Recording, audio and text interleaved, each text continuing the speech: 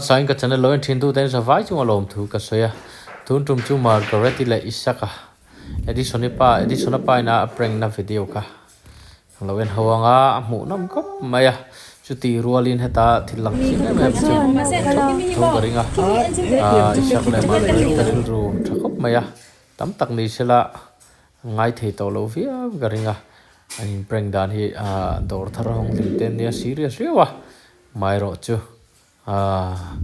video tanga landan chuan sakate pahni hin ril ru lo zau kop mai milar nin tin kop mai video lo en hawang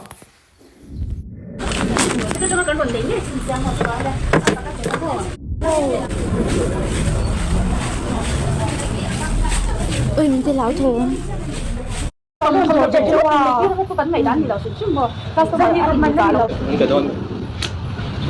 sáng cái mình đi sáng cái lính nó mình có ổn đấy. Ai bắt tay rồi có sửa đâu. Mà riêng phụ nữ cái sửa con đôi bắt tay.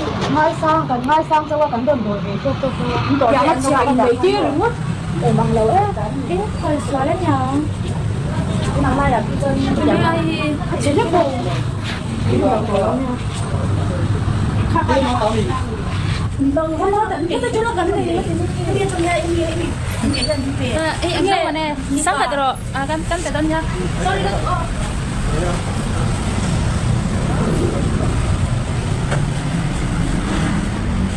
mà si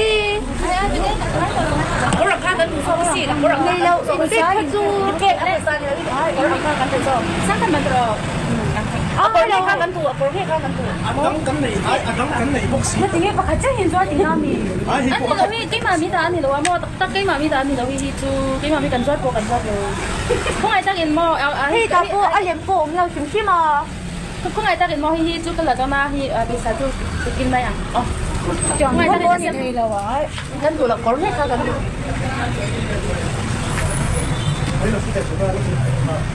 với là sáng sạch nó mạnh po có mấy đâu chẳng nào giờ phải cái po về thế đâu rồi mi phải nó mà gần giờ này nói lâu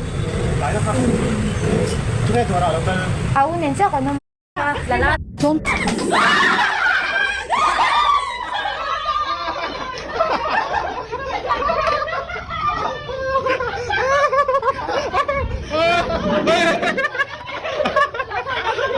Kan hari sia tu. Ka mai ka hinu apa miron la mel sen. Ako mai man.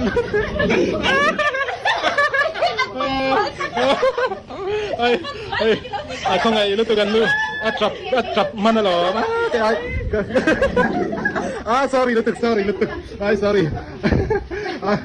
Sorry lu tuk sorry.